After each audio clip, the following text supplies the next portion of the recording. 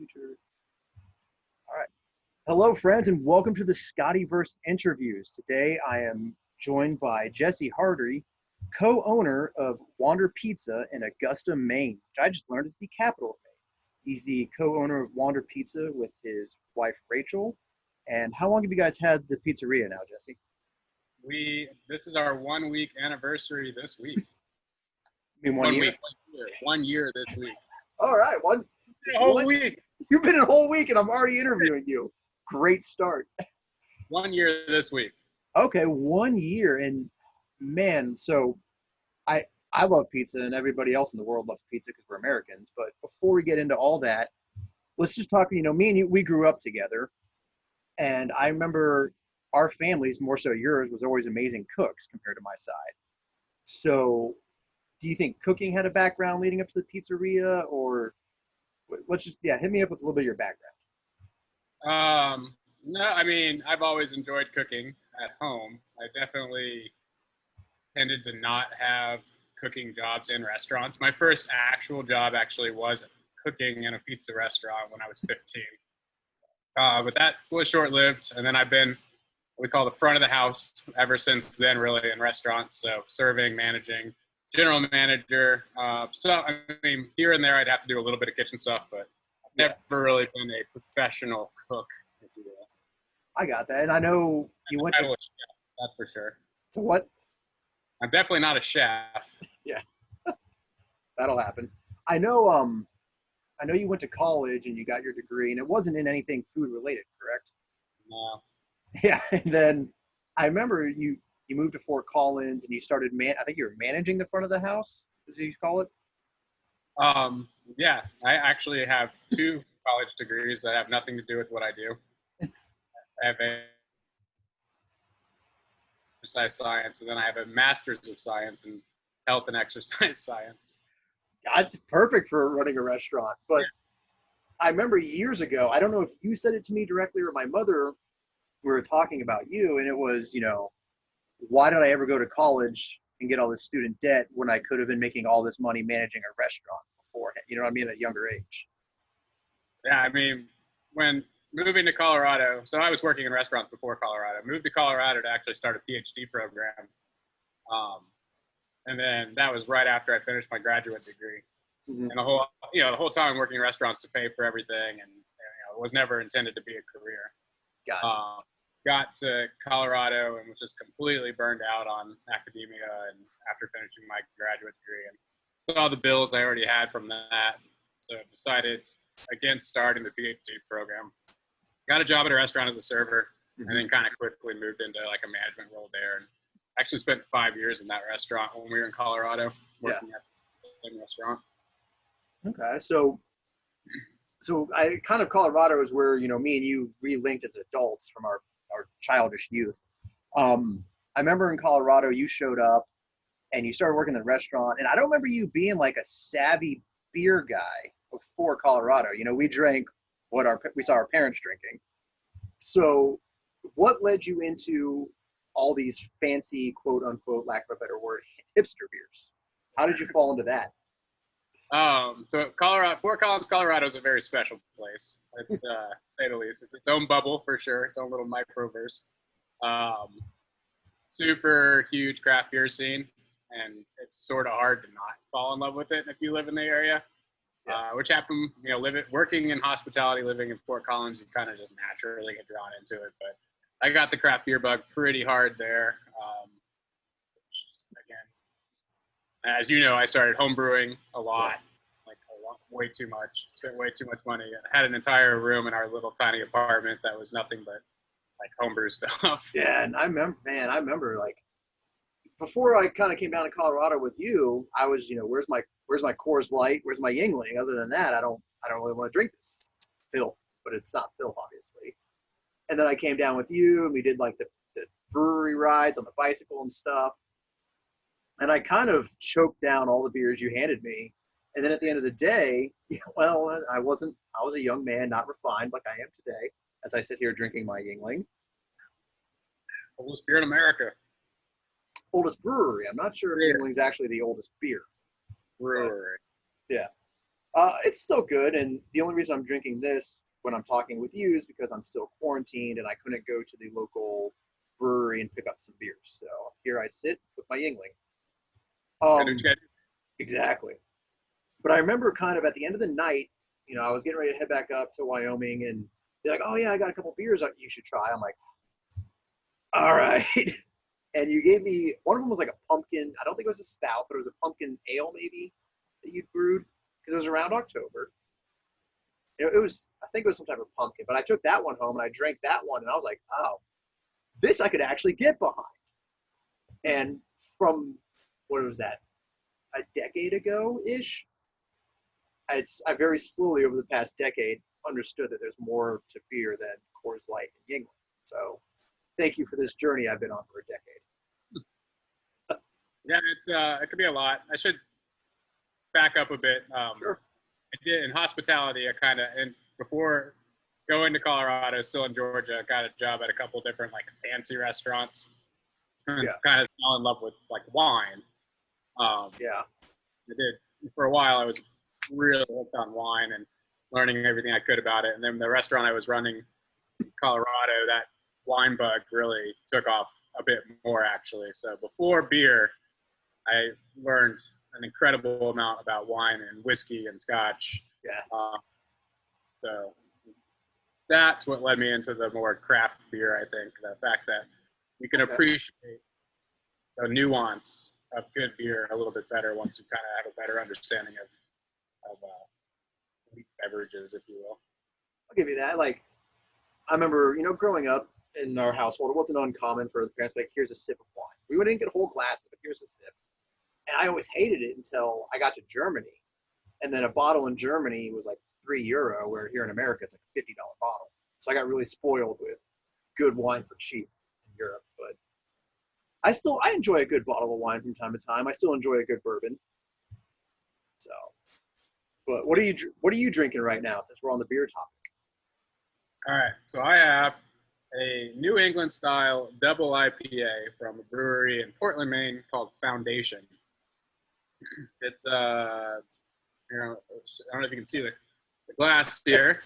My Wander Yeti glass. I need to get one of those still, definitely. But if you look at the color, it's super hazy. That's your New England style. It's like a glass of orange juice, and it's delicious. That looks thicker than orange juice, honestly. Might be. So for those of you who are only listening and not watching the podcast on YouTube, he calls it orange juice. I don't have a good explanation for what that looks like. It's thick though. You could freeze it and skate on it in the winter. That's the New England style IPA. It's a hazy beer. Yeah. People kind of say it looks like orange juice, but it's just from all the late edition hops and not being filtered. Makes it look pretty thick and hazy. Yeah. Thick and hazy beer. I mean, what's not to love? Stouts are always thick, right? You can't ever see through a stout. True.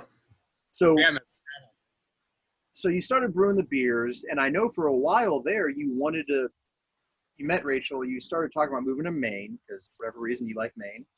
We'll get into why you went to Maine in a minute, but you wanted to go to Maine and you wanted to open your own microbrewery because you're so into the Fort Collins scene with all those breweries. Excuse me. So what led you to Maine, and why were you thinking brewery at that point? Yeah, so the craft beer bug, brewing bug hit hard. Fort Collins, like I said, is basically just saturated with breweries. Parts of Maine at the time were, they were like Portland is not the capital, but it might as well be. It's where most of the people live. It's definitely the trendy part of Maine. Had at the time maybe like 8 or 9 breweries, so it had quite a few for the size of the city. But there was still a lot of opportunity in Maine for a small brewery to start up versus Fort Collins, which was already kind of saturated. And my wife, Rachel's family is in Maine. Most of them still live in Maine, so that was the big draw. We just had our first kid when we moved to Maine, also to be closer to family when we started raising kids. In terms of why start a brewery, I mean, I've always wanted to own a business. young as I can remember, like I've been trying, like I've started so many like little side Yeah. hustles. Rachel can tell when I'm like thinking of one. She calls it scheming. I know you're scheming something. I don't know if I like scheming, but Yeah. that's just how my brain works. Like constantly thinking of opportunities to start other things. So it was bound to happen eventually. And I thought the timing was right, and we thought we could get a small brewery off the ground, but didn't realize the impact that moving across the country and having an infant would have on our ability to do anything, let alone start a business at the time. And it is amazing what kids will do to kind of derail plans, right? yeah, I mean, there was a lot of things going against it to begin with, but yeah. And I remember like, you like wanted, oh, go ahead. Sorry, I was talking over you. the original site that we had selected for the brewery completely like fell through. Like we've been talking with a development company that was very interested in the concept. It was in a great location in Portland. Mm-hmm. And after over a year of them battling with the city to essentially raise like a flood wall, because this area where it is floods twice a year. Okay. And who's going to pay for that? And it was Yeah. an area that needed to be cleaned up, industrial area. Who's going to pay for the cleanup? And I guess after back and forth with the city forever, the development company just kind of pulled out. Yeah. That's a now, shame. They're finally developing. So. Good on them. But I mean, I remember hearing about it because you wanted to do like an eco-friendly brewery, right? Like almost a negative, if not positive, carbon footprint. Yeah, at the time when we originally started talking about this brewery concept, it was like Inconvenient Truth had just come out, and people were like just hardcore and like yeah, everything. And we still we run our restaurant currently, and what 10 years ago would have been like, what, paper straws? I don't want this in my drink. Get that out of there. I don't like straws to begin with, but the one or two times I've accidentally drank through a paper straw, I've hated it, like more so than a regular straw. So yeah, people have been without straws for a really long time. Yeah, I'm pretty sure the cavemen did not have straws. Straw, but if you have to have a straw, we have paper straws.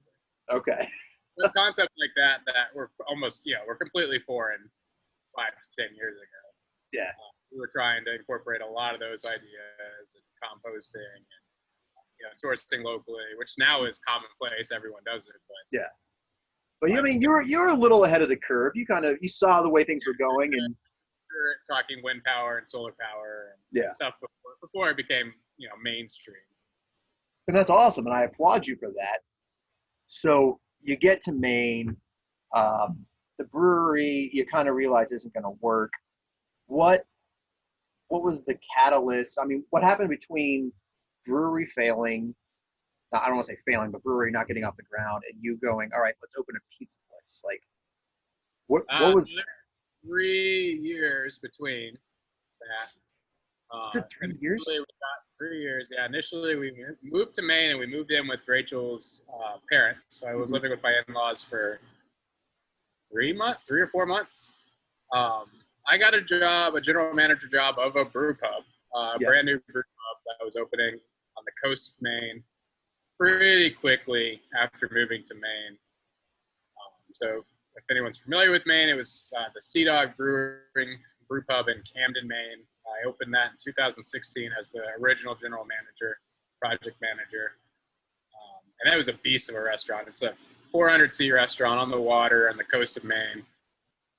With, at one peak summer, we opened with like 115 staff, and we're doing $50,000 days. It was terrible. It led to a lot of gray hair, like pretty much instantly. So I know nothing about restaurants, or I've never worked in a restaurant. You say $50,000 a day. That's a lot of money. I understand that. I mean, 400 seats sounds impressive, but like, give me, what's a Chili's? What's an Applebee's? How many seats is a Chili's? Chili's is probably like 140, 150. Okay, so you had 4 Chili's. I think, real good night at Chili's is probably like 15,000. I would think most Chili's do like probably a $1.5 to $2 million a year. And you're doing. They're doing well. And you're doing. And it was doing like 4 million. That's right insane. Out of gate. So it was just a beast of a job. Like it was yeah. much. It was, okay. and it was my first real like major leadership role and something like that. Running. It was a lot. That's I wasn't wild. ready for it. Okay. I did learn a lot. I did that for a year. And then Rachel actually got an opportunity to take a new occupational therapy job in Augusta. And I was burnt out on the Sea Dog thing. I was just not happy with it. It was so much work. It didn't pay as well as it should have, in my opinion. You know, I'm sure a lot of people would have been happy with the pay. So I shouldn't say that. I thought I should have been making more money, which is what it is. Gotcha. And I took the opportunity to move to Augusta so she could take this new position. And I figured I'd find something along the way. So we moved to Augusta, which is the capital of Maine, as you said. Central Maine, it's an hour to the mountains, 45 minutes to the coast. So it's kind of unique in that sense. It's on the up and up. So a lot of people used to refer to it as Disgusta, but nowadays we say don't diss Augusta. Yeah. Sorry for if you're only audio, I'm laughing silently and shaking my head right now. It's just hilarious to me. But okay, I'm sorry. Continue. Sometimes you got to explain what's going on because you see me laughing, but people listening can't see my silent laughter. Well, why would you laugh at Augusta? Good. The crappy dad joke of don't diss Augusta. Located right on that. But anywho, moved here. And I took a job as a general manager / sort of district manager with a pizza company in Portland. So I was commuting an hour to work with a company called Auto Pizza. They were fairly new. I think they opened their first restaurant in like 2009. But they'd already scaled to 13 units, and they were in a couple different cities. They were in Boston and Portland, and they had me go. I spent a good bit of time traveling to like Boston and working at their Boston units while I was getting trained to do what I needed to do.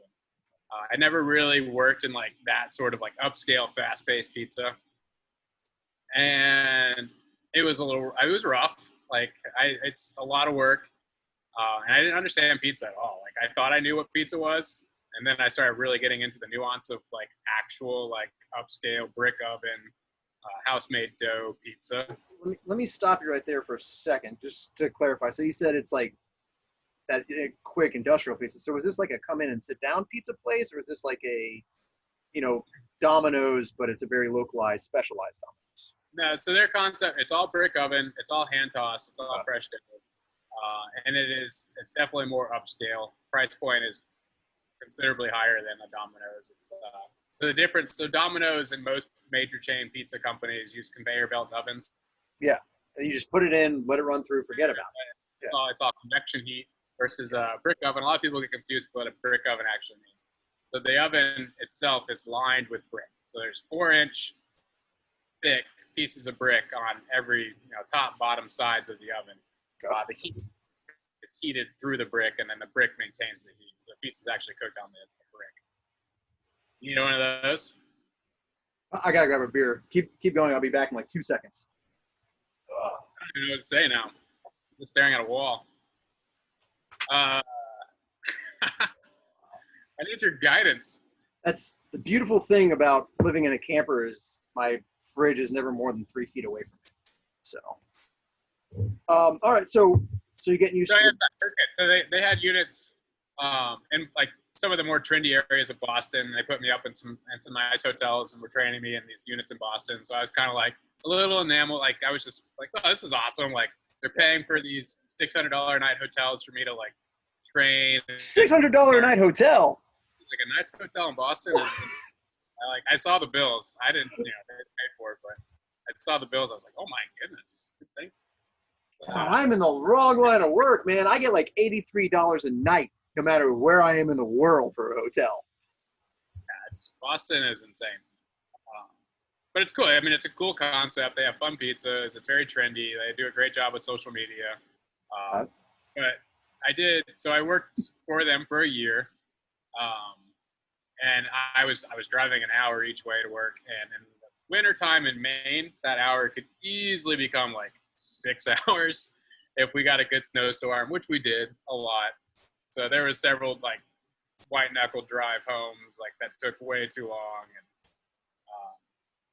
so eventually the drive just got to me, and I was done with it. So.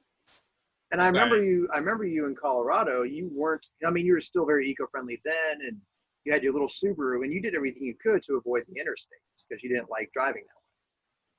We didn't. I mean, I put in the 6 years I lived in Colorado. I think I put like 6,000 miles on the car, and we took some road trips. Like I walked years. Yeah, we didn't drive in Colorado. Maine's so you went from that to an hour one-way drive. I mean, it's such a change.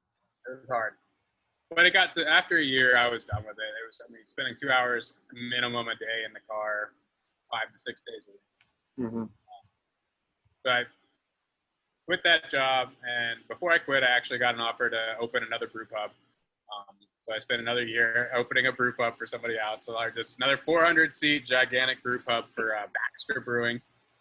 I got a hat on right now, actually. You can see it, Baxter Brew Pub, Baxter Brewing.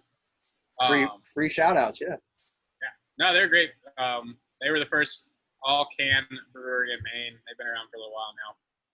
Good people. Had a good experience with them. Opened this brew pub in a 1700s mill. I don't even know if 1700s is right. They made the army clothing during the Civil War. That's how old this mill was. So when I came on, I was like project manager when it was still fully under construction. So it was actually a really good project. Did that for a while, and there was this building that became available to lease close to where we live in Augusta. It was a pizza restaurant, and I saw it was available. I was like, it's such a great spot. Like, I mean, it's across the street from a Starbucks. It's right next to the Capitol. Like, I just like had it in my head. I was like, this place should do well. Like something should be there. Be great. And I had seen the numbers that a good pizza restaurant can do. I've worked in a lot of restaurants, but nothing came close to what pizza in terms of margin. Yeah. Which is the wrong reason to open a restaurant, but at the same time, I knew what it was. Like, I knew what I could do. So. Okay. So you see the space available. It's already kind of set up to be a pizza restaurant, or it was already set up to be a pizza restaurant, not your vision. So you approach Rachel with it, and is it like, hey, I'm scheming again? I mean, how did she take it when you're like, I want to go all in on my own pizza place? What was her reaction? I'm trying to think like how it went down, because this would be well over a year ago. I was still working at the brew pub I opened. Mm-hmm. I think I just kind of like casually like, hey, the space is available, and I just happened to call the landlord. And got some info. And what do you like? I think I just kind of like eased it in there, and then eventually I was like, what do you think if we like actually go for this? And I think she probably was like, okay, well, yeah, maybe we can do that. And the next day I was probably like, hey, I got approved for a loan. So she gave you like a maybe, and you just took it and ran. I think it was a yes, but I think it happened quicker than she might have thought it would. Fair enough. I mean, if you see a good opportunity, you got to jump on it. Yeah, and she was committed to it. Like, she understood how much work it would be. And, so we're 50-50 owners on paper on everything. Yeah. She does all of our administrative work. She's our head of HR, so. That's good. Well, you guys are doing great on HR. I love watching the stuff on Instagram. So you bought the restaurant, and obviously I know you kind of enlisted some family help to rehab the restaurant. Did you have, what was your vision out the gate? What did you have to do to get the old pizzeria ready to become Wander Pizza? Was it originally a brick oven? Was it bare bones? Did you have to strip everything? How did that go? So the concept that was in before was I don't know if you've ever seen like a mod pizza or a blaze pizza. So essentially it's like Subway of pizza where they had, you go in, you pay a set price and you pick out all your toppings from like a cooler that's in front of you. And you say, I want all these things. And they throw it in. It was kind of a weird hybrid, like. So it's okay, like I know Papa Murphy's. It's like a Papa Murphy's, but it's the uncooked pizza thing. You go in, you tell them what you want. They throw it on Their your whole ticket. school is like you get a pizza in 3 minutes. Like you come in, pick what you want, you get it in 3 minutes, cooked, ready to go. God, that just doesn't sound like you could cook a pizza right in 3 minutes. No, there's a lot. So Mod Pizza is actually one of the quicker growing chains in the country, and I think they've figured it out pretty well. Like, okay, wood fired pizza cooking at 900 degrees, you can cook it in 90 seconds. Oh, so it is possible. You have the right oven, you have the right people. Like, a lot of things have to be right. You can cook a. But they were open for a little less than 2 years before they closed down. Mostly because the owner was essentially an absentee owner, and I don't think they could just keep it staffed. I don't think it was because they weren't busy, or it wasn't because they weren't making some money, but he was done with restaurants, and he didn't want to have it anymore, essentially. Fair enough. But it was a pretty big remodel, so there was no oven when we got the space. We got a double stack of brick ovens. We tore out all the floors, most of the, like if you see behind me, there's a wood paneled wall. So we put stuff like that in. It's a reclaimed river wood from a river in Maine, actually. Try to keep it eco-friendly. Yeah. Built out the bar, built out a lot of things, but did it all ourselves. Like you mentioned, my dad came up and did a lot of actual construction. With me, I jackhammered up the old floor and stained the concrete that was underneath, and polished that. And Did it. We bootlegged the whole thing. So we spent about a quarter of what the average estimate of what it should cost to open a restaurant is. That's the good thing about using reclaimed pieces plus having a father that's been doing construction since caveman days. There you go. Definitely a lot easier to open a restaurant in a space that was already a restaurant. Yeah. So, okay. But, you made it eco-friendly. You gave it your own unique look. I know you got your liquor license because you serve beer, clearly. Now we have 20 beers on draft. Okay. Which is a lot for this area. If you go to any big city, there's tap rooms and bars that, have 100 taps.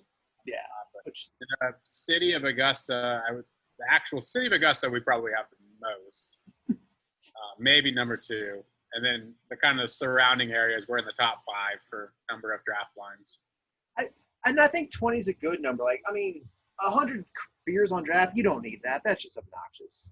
Well, that beers are totally old and rotten at that point. Yeah, there's no way you're pumping. I think I'd say our beer's through pretty quick. So 15 to 30 taps is kind of that magic area, in my opinion. You go past 30, you're not circulating the beer enough. Not enough people are going to like the stuff. You're just going to be, ruining the beer and wasting money. So, when I originally got the 20 on there, a lot of my distributors, that's too many. That's too, because they didn't really understand the concept and what we were trying to do. Yeah. But now they're talking a little different tale when. Oh yeah. They was trying to sell us, and it's like, oh, you guys just should have another 10 lines in here. But you're like, maybe someday, maybe the next Wonder Pizza will have 30 on it. It's a tight space. It's 1,500 square feet, so it's a small restaurant. Okay. And we have 42 seats inside. Currently, we have another 12 outside. Which you obviously lose in winter because it's Maine. Yeah. So, all right. So you have like this nice wall of taps, 20 taps. And I know every time I see a new Instagram post for your pizzas, I never see a picture of fresh pepperoni. It's always some type of interesting pizza. I almost put a picture of a cheese pizza today. Seriously, the first pizza we took out of the oven, it was a cheese pizza, and it was like the quintessential perfect cheese pizza. I will take a picture of that and put it on Instagram. Well, good thing you didn't, because then I would have looked like a fool. It was gone before I had a chance, but I thought about it. Okay, but I mean, you have such interesting pizzas. Who's coming up with these pizzas that you hire? Because you said to yourself, you're not a cook or a chef, or you're not a chef, you're a cook. Who's coming up with these ideas? Is it like a collab, or do you have like one person you can point a finger to and say, this guy made it? At this point, it's just Rachel and I. Okay. I'm definitely not a chef, but I think we're pretty creative. And we're self-taught in the pizza world. Yeah. Which was that itself was a hard thing to learn. Like, so we're making our dough every day, and I've never done that before. I'm still tweaking.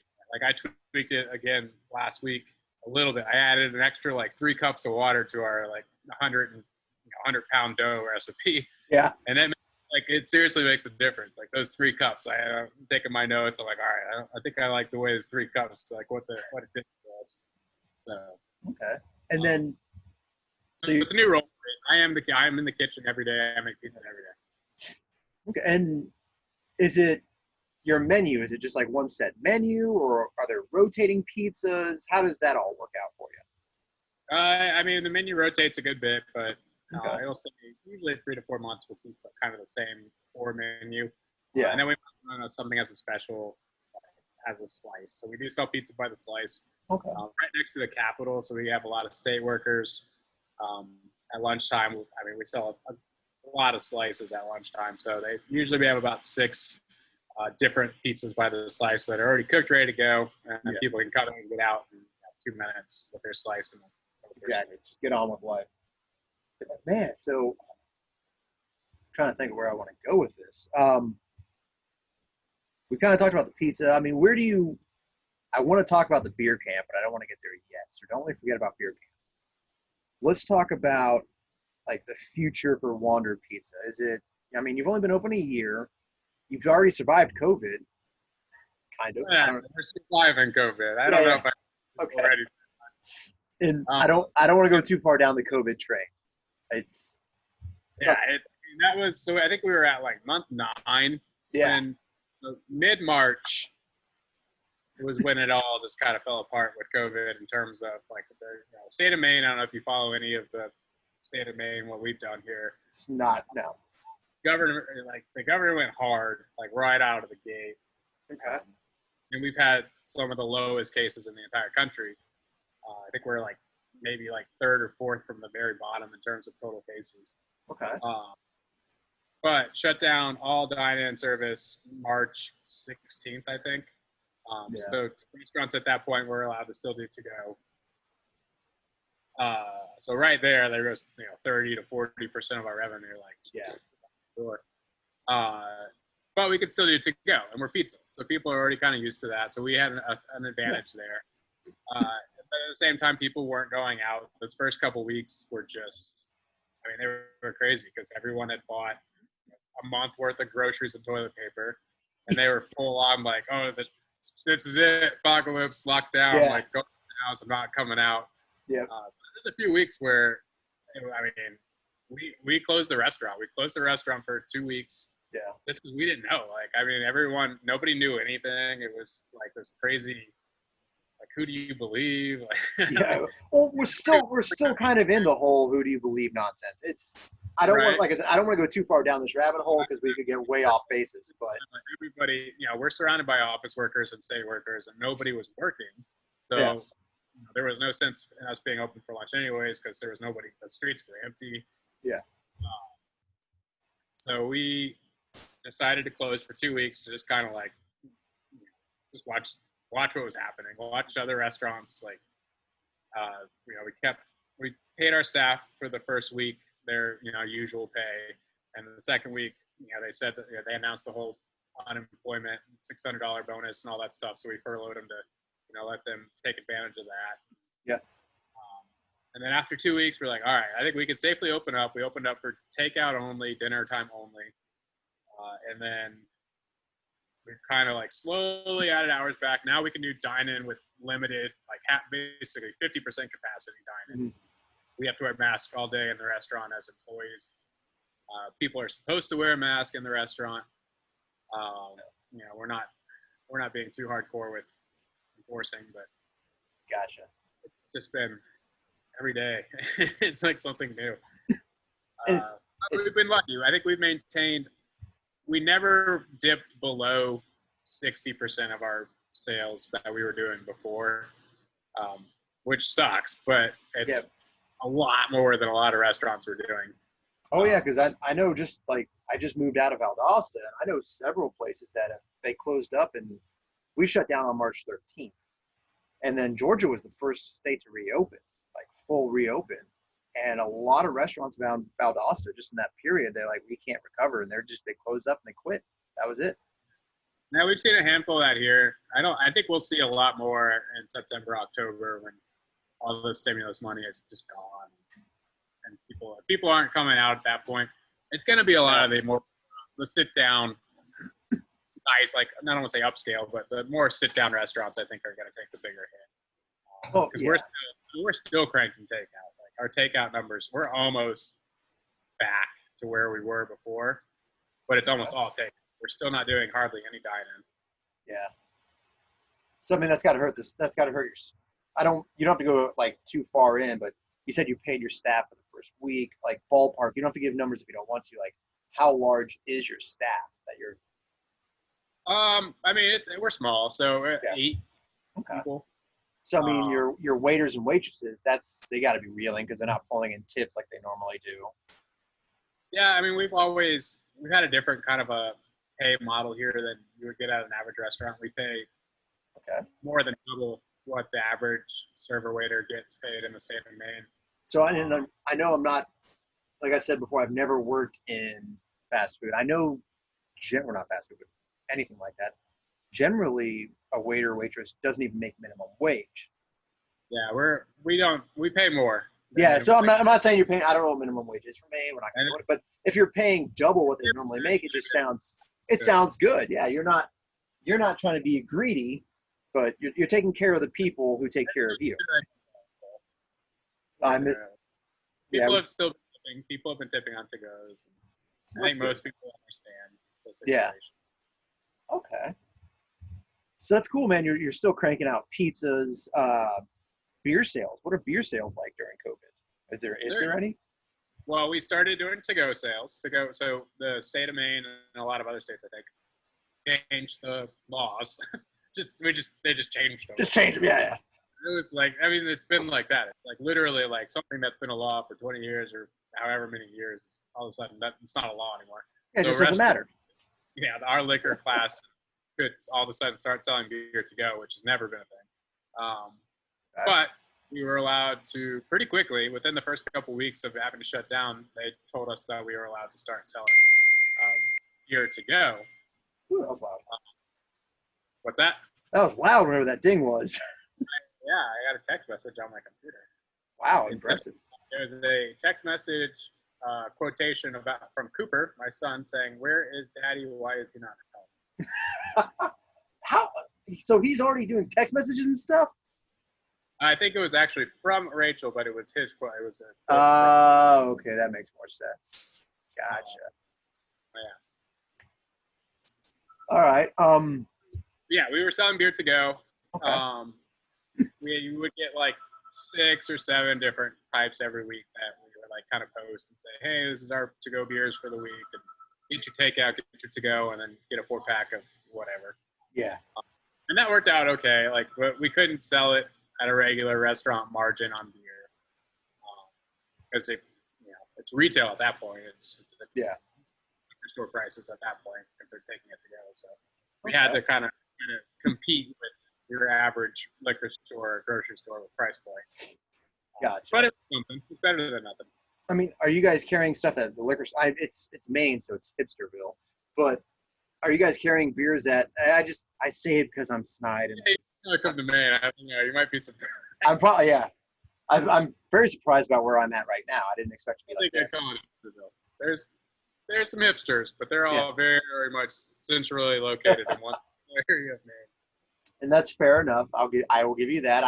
I'm speaking on things I do not know about. So, but so do you guys carry beers at Wander Pizza that aren't in the local liquor stores, or is it just you're just another avenue for that same type of beer? No, I mean we definitely get stuff that is I mean, it depends on where you go. So there are some higher quality liquor stores, not so much in our area, that do carry like some legit craft beer. But if you go more into the city of Portland, you can find a lot of the stuff we get there. Huh? But it's definitely more curated towards the actual craft beer drinker than you'll find at most restaurants in the area for sure. So we had an advantage there. It was just kind of hard to, it's just something different. Every time we had to learn to brick. Yeah, I get you. There's a learning curve. Well, I mean, there's a learning curve of everything that we do in life. I'm still learning tons of things every day. You should. But I try to.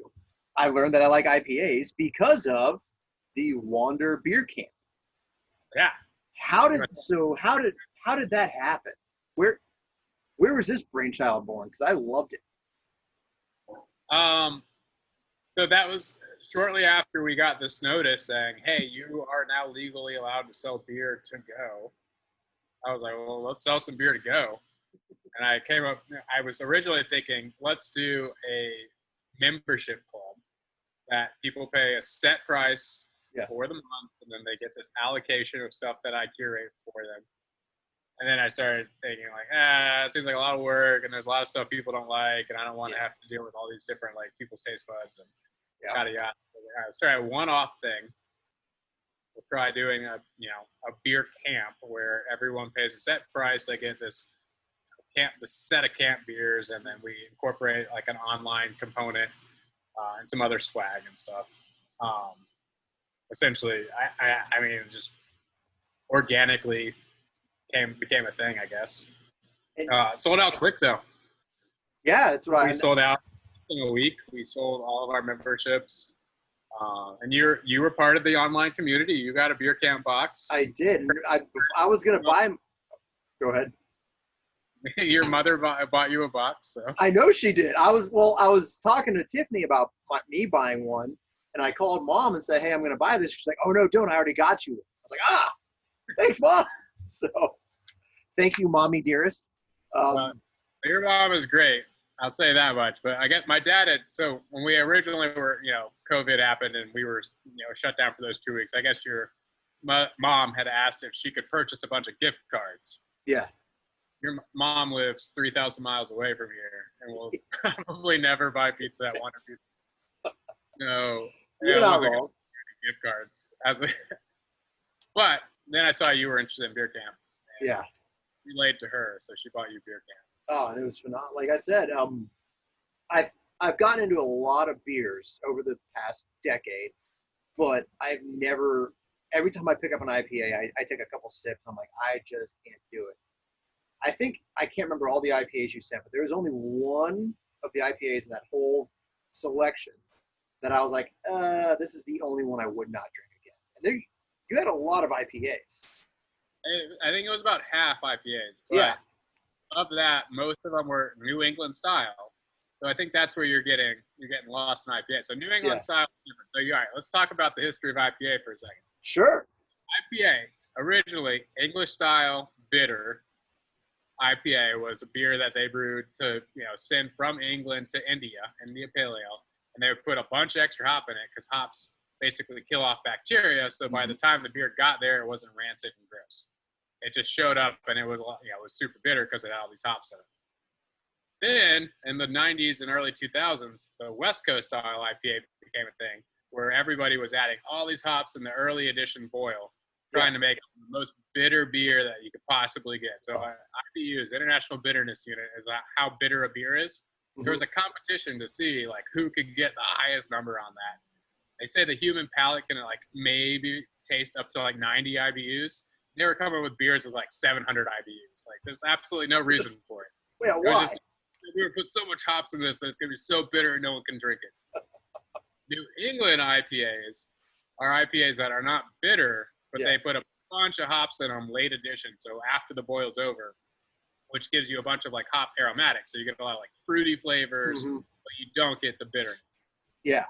That's what the difference between a New England style IPA and your West Coast IPA, which was kind of popular first, which a lot of people think IPAs, they automatically think bitter, clear, Yeah, that's what I've always pictured because I've never taken the time to learn about IPAs, The and newer I hate everything West Coast, so it just works out.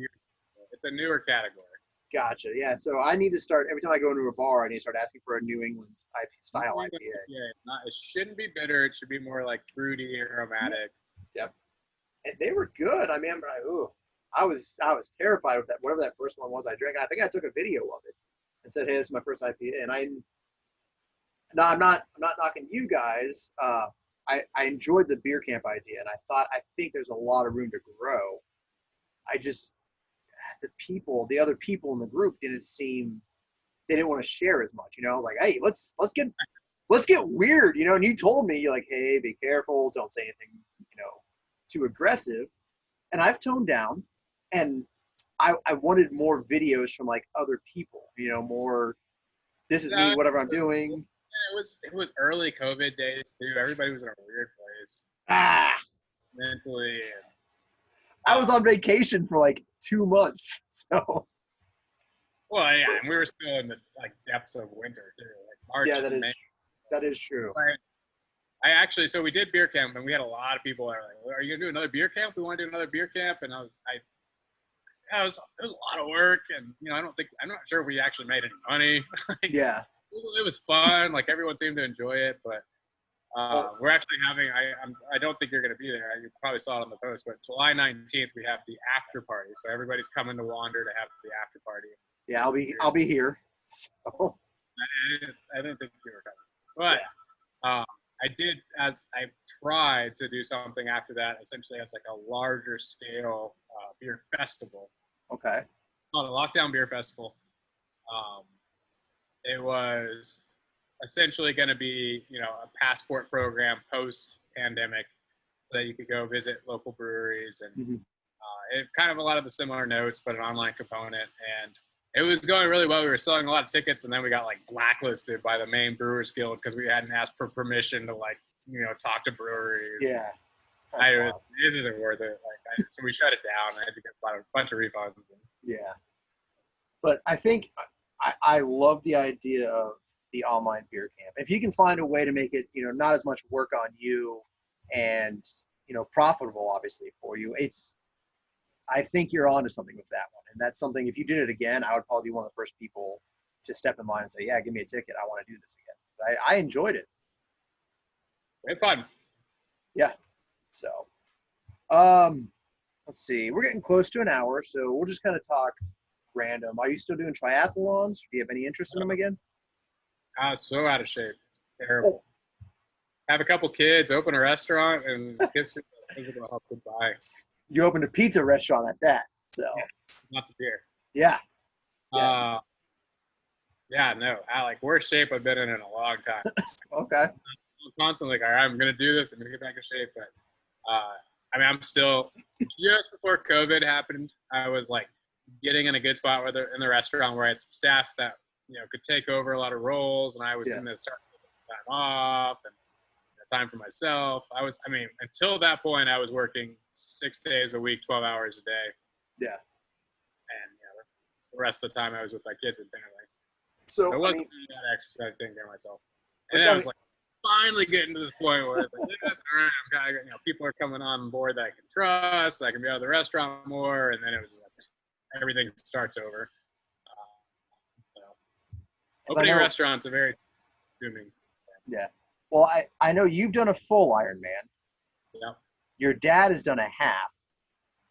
Training for his first full. Yeah. And I was training. Just to clarify. Huh? To clarify, he is not an Ironman. Correct. Because he has not completed a full Ironman triathlon. I did not call him an Ironman. I want to make sure he knows that. Okay. Jay, you're not an Ironman. You're half of one. You're just iron at this point. No man in you. But, I got injured because your dad kind of goaded me into doing races with him. Are you blaming your injury on him? Yes. Yes. They still don't know what's wrong with me. I still can't ride a bike. I still can't run faster than a 9-minute mile, and it's been over a year. I need hip surgery, according to some people. Probably run a 9-minute mile. What's that? I'm 70 pounds overweight and I could run a 9-minute mile. Get it together, man. Well, I can do it, but the agony that I am in, like, Yeah, fair enough. you know what a soldering iron is, right? Yeah. Yeah, take one of those, heat it up, and just jam it into your hip socket. Cardiac arrest is what would happen to me if I did Yeah. it. Well, I blame your father for that. So, but yeah, I gotta go get that figured out at some point. We'll go ahead and start doing closing up things here. I know I asked you years ago when I thought you were going to own a brewery, and I was so excited for this. I'm still young. I could still do it. Well, that's what I was getting at. I have 4 years left before I'm eligible for retirement. Is if you have a brewery, is the job offer in the tap room still open? 4 years from now? Yeah, if you have a brewery. I mean, technically you have a tap room in Maine, right? At Wander Pizza? I'll definitely get you an interview, for sure. 100%. I'll get an interview for, okay. You know what? You can take that job. I'll be sitting outside panhandling, homeless war vet, won't be hired by family. You'll be fine. I don't think you'd like, well, I guess you lived in Wyoming, so you know what it's like to be cold. Yeah. And I guess you guys don't have the wind like Wyoming had. So. We got some wind. We're on the ocean. I don't know what that you ever means. heard of Ipa? Nope. What is that? Is that a thing? It's the storm comes up and it comes in from the ocean, so it's a nor'easter. Ah, yeah, it sounds stupid. Yeah, it's not cool. All right. Gross. Yeah, see, I don't think I could live in that type of environment. And I got Maine in winter is pretty awful. Yeah, I got in Colorado. I was like, I like snow. I like the winter. It's not like that in Maine. It's just it's bitter, wet, cold. The snow is garbage. Like the snow, everyone's like, oh, you go skiing and yada yada. I'm like, no, it's garbage snow. It's ice. It's like pure ice. And that's what I'm hearing. It's like here where I'm at right now. So basically what I'm hearing you say is if you want to come try some delicious Wander pizza, come during the summer, which is like 30 days long. No. It's a beautiful summer season. It's at least 4 months. Ah, okay. So if you want to try Wander pizza, come during the summer because Maine will kill you in the winter. Although last week it was hotter here than Georgia. Really? Yeah, we were hitting like 92-degree days, and it was like 80 down in Georgia. I was like, what is happening? This is garbage. I lived through winter in Maine so that I could. It's like it melted summer. All right. Before I do my little closing sign off, this is your opportunity to just kind of plug Wander Pizza, tell people why they should come to you and not Domino's, and give any thanks that you would like to give. I mean, I wouldn't tell anyone to come here and not go to Domino's, but I mean, if you like cardboard with cheese on it, then by all means, eat it up. But if you want really good pizza, wanderpizzaco.com. Actually, wanderpizza.com. I shouldn't give you the right address. Wanderpizza.com. Our Instagram, however, is at wanderpizzaco. Okay, yeah, your Instagram is at wanderpizzaco? Yeah. All right, so yeah, check them out at wanderpizzaco. If you've enjoyed it, go give them a like, give them a follow. Look at the delicious pizzas they're always pulling off the grill. Almost put a cheese pizza on today. If you like the podcast, you can check it out. The video will be – go ahead. Tomorrow I'll do it. I'll post a picture of like classic cheese pizza. There you go. Tomorrow, you heard it tomorrow. Classic cheese pizza at Wander Pizza Co.